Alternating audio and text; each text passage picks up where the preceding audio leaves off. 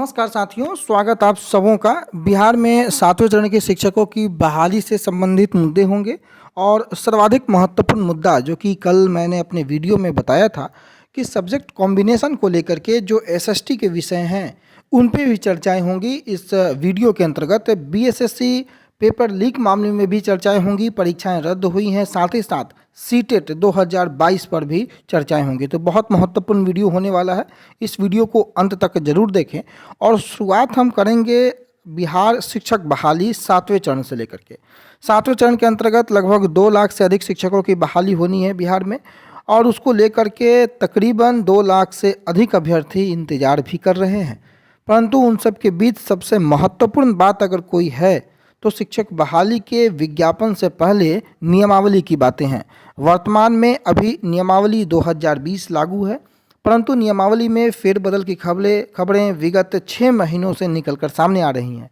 चाहे 60-40 का मुद्दा हो, चाहे स्थानांतरण का मुद्दा हो, चाहे रेशियो में बदलाव का मुद्दा हो, या फिर कई अन्य महत्वपूर्ण जो प्रस्ताव हैं जो कि शिक्षक संगठनों के साथ बैठक में माननीय विभागीय मंत्री के सामने रखे गए थे, उन सभी प्रस्तावों को शामिल करने की बातें हों, इन सभी के लिए नियमावली में संशोधन करना आवश्यक है। और जैसे ही नियमावली को संशोधित किया जाएगा, वो नियमावली 2022 कहलाने वाली थी, परंतु अब ऐसा प्रतीत होता है कि नियमावली 2023 कहलाएगी।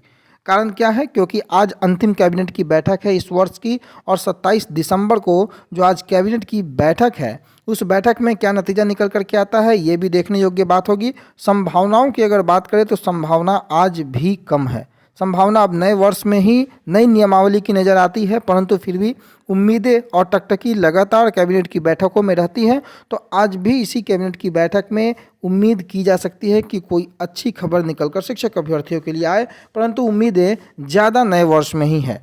बाकी आप लोगों के सामने लगातार जो भी अपडेट होते हैं, उन अपडेटों के साथ साथ एक महत्वपूर्ण प्रश्न भी आपके हैं कि सोशल साइंस विषय में सब्जेक्ट कॉम्बिनेशन आखिर क्या है, कौन से लोग बाहर हो सकते हैं, किन लोगों की बहाली पर शंका के बादल मंडरा रहे हैं। इन सभी विषयों में सबसे प्रमुख विषय अगर कोई है तो वो सामाजिक विज्ञान है, जो कि एसटीईटी की मैं बात कर रहा हूँ। प्राइमरी वालों के लिए यह बातें नहीं हैं, यह बातें सेकेंडरी जो कैंडिडेट हैं, जो एसटीईटी की क्वालिफाई एग्जामिनेशन किए हैं, उनके लिए महत्वपूर्ण हो जाती हैं। तो जो लोग एसएसटी में एसटीईटी क्वालिफाई हैं, जो लगभग संख्या उनकी 26,000 है, और 2011 के क्वालिफाई को अगर आप जोड़ दें तो संख्या 30,000 के आसपास पहुंच सकती है। उनके लिए महत्वपूर्ण है कि आपकी ग्रेजुएशन में, यानी कि स्नातक में, हिस्ट्री, ज्योग्राफी, इकोनॉमिक्स और पॉलिटिकल साइंस, ये 4 महत्वपूर्ण विषय आर्ट्स के होते हैं। इतिहास, भूगोल, नागरिक शास्त्र और अर्थशास्त्र, इन चारों में से कोई 2 होना आवश्यक है। और हिस्ट्री और ज्योग्राफी जो है वो कंपलसरी, इन दोनों में से एक कंपलसरी होना अति आवश्यक है। साथ ही साथ बीएड होना आवश्यक है। इसमें यह बाध्यता नहीं है कि आप ये स्नातक में प्रतिष्ठा का विषय हो या फिर सहायक विषय हो, यानी कि जरूरी नहीं है कि ऑनर्स हो या सब्सिडरी हो, परंतु हिस्ट्री और ज्योग्राफी में से कोई एक ऑनर्स या सब्सिडरी में होना आवश्यक है। कुल मिलाकर एक बार और समझ लें आप, मैंने लगातार पिछली बार भी कई बार इस बात की चर्चाएं की हैं। हिस्ट्री, इकोनॉमिक्स, ज्योग्राफी और पॉलिटिकल साइंस, इन 4 में से कोई 2, और हिस्ट्री और ज्योग्राफी इन दोनों में से कोई एक का होना अति आवश्यक है। यानी कि अगर किसी का हिस्ट्री है और ज्योग्राफी है, बहुत अच्छा है, कोई प्रॉब्लम नहीं होगा। किसी का हिस्ट्री और पॉलिटिकल साइंस है, कोई समस्या नहीं होगी। किसी की इकोनॉमिक्स और हिस्ट्री है, समस्या नहीं है। किसी का ज्योग्राफी, पॉलिटिकल साइंस है, कोई समस्या नहीं है। यानी कि हिस्ट्री और ज्योग्राफी में से कोई एक और बाकी चारों में से कोई एक का होना अति आवश्यक है। और जिन लोगों में ये कॉम्बिनेशन नहीं मिल पा रहा है, उनको समस्या का सामना करना पड़ सकता है। बाकी जिन लोगों में ये सब्जेक्ट कॉम्बिनेशन मिल रहा है, उन्हें किसी प्रकार की समस्या का सामना नहीं करना पड़ेगा। एसएसटी वाले विषय में मैं आपको बता दूं कि 2 विषयों में भीड़ बहुत ज़्यादा है, एक कंप्यूटर साइंस में और दूसरा एसएसटी में। कंप्यूटर साइंस में पिछले दिनों मैंने आपको बताया था कि 30% लोग ऐसे हैं जो कि बाहर होंगे, जो कि बीसीए वाले हैं, क्योंकि केवल बीसीए अलाउड नहीं था। और एसएसटी की अगर आप बात कर ले तो एसएसटी में भी ये आंकड़ा मैंने कई बार सर्वे कराया है। आप जाकर के चैनल के कम्युनिटी बॉक्स में देखेंगे, तकरीबन 22% या 22% के आसपास के लोग ऐसे हैं, 20% भी आप उसको अगर मानिएगा तो ये लोग बाहर होंगे जो कि सब्जेक्ट कॉम्बिनेशन के नहीं मिलने के कारण बाहर होंगे। तो ये आंकड़ा जो मैं अपने अनुमान के आधार पर निकाल रहा हूँ कि 5000 के आसपास के कैंडिडेट जो हैं वो जरूर सब्जेक्ट कॉम्बिनेशन के कारण बाहर होंगे। अनुमानतः ये एक आंकड़ा हो सकता है, थोड़ी बढ़ोतरी घटोतरी होनी इसमें पूर्ण संभावना इसकी है। यानी कि 20% कैंडिडेट ऐसे हैं आपके एसएसटी विषय में, एसटीईटी में, जिनका सब्जेक्ट कॉम्बिनेशन नहीं मिल रहा है। इवन वो क्वालिफाई ही नहीं, कल को वो मेरिट में भी थे।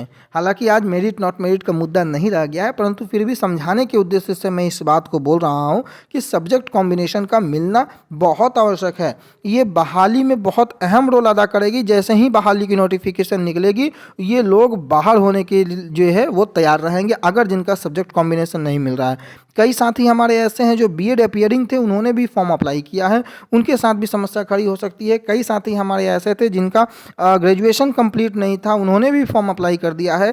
पीजीटी के लिए जो पीजी कंप्लीट नहीं था, उन्होंने भी फॉर्म अप्लाई कर दिया है। तो कई साथियों के साथ गलतियां जो फॉर्म भरने में हुई है वो एक अलग विषय हो सकता है, परंतु अगर आपकी डिग्री में जो डेट है वो डेट नोटिफिकेशन के डेट के बाद का है तो ये समस्या उत्पन्न कर सकती है। तो ये बात को ध्यान में रखें, ऐसे ऐसे लोग बाहर हो सकते हैं और इनकी संख्या बहुत अधिक हो सकती है। मैंने जितने भी सर्वे कराया है, जितने भी मैंने पिछले कई महीनों से या कई सालों से इस बिहार एसटीईटी को जब मैं फॉलो कर रहा हूँ तो ये सारी बातें निकल कर सामने आई। एक कैंडिडेट का यह प्रश्न था, इसलिए मैंने इस पर जोर देकर के 2-4 मिनट समझाने का प्रयास किया। उम्मीद होगा कि जिन भी लोगों का यह प्रश्न था उनको संतुष्टि मिली होगी। अगले टॉपिक पे हम चलते हैं और वो टॉपिक है हमारा सीटेट का। 28 से जो है वो सीटेट की परीक्षा होगी और सूबे में 5.67 लाख परीक्षार्थी हैं। यानी कि सीटेट 2022 की तिथि जारी कर दी गई है। परीक्षा 28 दिसंबर से शुरू होगी और जनवरी के दूसरे सप्ताह तक चलेगी। परीक्षा में देश भर से 32 लाख से अधिक अभ्यर्थी शामिल होंगे और इसमें बिहार से 5.67 लाख अभ्यर्थी हैं। बिहार में 7 शहरों में परीक्षा ली जाएगी। पटना के अलावा आरा, दरभंगा, भागलपुर, गया, मुजफ्फरपुर और समस्तीपुर में परीक्षा केंद्र बनाए गए हैं। परीक्षा पूरी तरीके से ऑनलाइन होगी। हर दिन 2 पाली में परीक्षा ली जाएगी। प्रथम पाली 9:30 बजे से 12 बजे तक और दूसरी पाली 2:30 बजे से 5 बजे तक आयोजित की जाएगी और इसकी सूचना सीबीएसई के द्वारा सभी क्षेत्रीय कार्यालय को दे दी गई है। बोर्ड के द्वारा 28 और 29 दिसंबर को प्रवेश पत्र जारी कर दिया जाएगा। जो भी लोग सीटेट की एग्जामिनेशन के लिए अप्लाई किए हैं, 28 और 29 तारीख को अपना आप एडमिट कार्ड डाउनलोड कर सकते हैं। और तीसरी सबसे महत्वपूर्ण खबर है कि बीएसएससी की जो परीक्षा हुई थी, सीजीएल की तृतीय स्नातक स्तरीय प्रारंभिक परीक्षा का जो प्रश्न पत्र लीक हो गया था, उसके बाद सरकार जो है बैकफुट पर थी और बीएसएससी ने एक प्रेस नोट कल जारी किया है देर शाम और उसमें परीक्षा को रद्द करने का, पहली पारी की जो पीटी की परीक्षा है उसको रद्द करने का निर्देश दिया है और एक प्रेस नोट जारी कर दिया है। 45 दिनों के अंदर दोबारा परीक्षा लेने की बातें कही जा रही है। 3 लाख परीक्षार्थी शामिल हुए थे पहली पारी की परीक्षा में 23 तारीख को और ईओयू की जांच में खुलासे के बाद आयोग ने फैसला लिया है। 23 को 2 पाली में और 24 को 1 पाली में पीटी की परीक्षा हुई थी। पहली पारी परीक्षा शुरू होने के करीब 1 घंटे के बाद पेपर वायरल होने लगे थे। आयोग ने देर शाम ईओयू को सौंपी थी अपनी जांच रिपोर्ट। 24 दिसंबर को जांच एजेंसी ने पेपर लीक के सरगना और उसके भाई समेत कई आरोपियों को जो है उठाया भी था। 26 दिसंबर को ईओयू ने दिन में प्रेस कॉन्फ्रेंस कर पेपर लीक और अब तक की जांच का खुलासा किया। रात में बीएसएससी ने पेपर को रद्द कर दिया, इसके लिए प्रेस नोट जारी कर दिया है। अब नई कोडिंग व्यवस्था से 2 दिन में पकड़े गए हैं आरोपी। ईओयू ने कहा है कि अब तक 4 आरोपियों को गिरफ्तार भी कर लिया गया है। अब 45 दिनों में दोबारा परीक्षा लेने की बातें कही जा रही हैं। तो ये आपको बीएसएससी के बारे में जो सीजीएल की परीक्षा हुई थी उसके लिए। दूसरी महत्वपूर्ण सूचना है प्रधानाध्यापकों की बहाली को लेकर के। क्षेत्रीय उपनिदेशक, शिक्षा उपनिदेशक जो पटना प्रमंडल के हैं, सूचना जारी किया गया है कि बिहार लोक सेवा आयोग के द्वारा जो प्रधानाध्यापक की माध्यमिक और उच्च माध्यमिक के पद पर जो चयनित अभ्यर्थी हैं उनको निर्देशानुसार सूचित किया जाता है कि दिनांक 31/12/2022 को 9:30 बजे प्रधानाध्यापक पद के लिए नियुक्ति पत्र ज्ञान भवन पटना में वितरित किया जाना है और जो लोग भी इसके लिए चयनित है वो नियुक्ति पत्र प्राप्त करने हेतु निर्धारित स्थल पर निर्धारित समयानुसार उपस्थित होने का कष्ट करेंगे। ये क्षेत्रीय शिक्षा उपनिदेशक पटना प्रमंडल की ओर से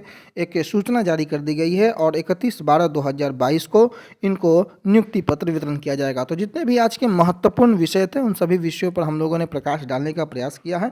आपके और भी अगर कोई अन्य महत्वपूर्ण प्रश्न हो तो आप कमेंट बॉक्स में ज़रूर साझा करेंगे। समय अनुसार आपके प्रश्नों का जवाब उचित वीडियो के माध्यम से भी दे दिया जाएगा। तो उम्मीद होगा कि इस वीडियो के माध्यम से आप लोगों ने जो भी कन्फ्यूजन्स थे आपके मन में वो दूर हुए होंगे। तो फिलहाल के लिए इन सभी बिंदुओं के साथ आप सभी से विदा लेते हुए इसी उम्मीद, इसी शुभकामनाओं के साथ कि जल्द नियमावली आए, जल्द विज्ञापन आए। आपका दिन शुभ रहे। धन्यवाद।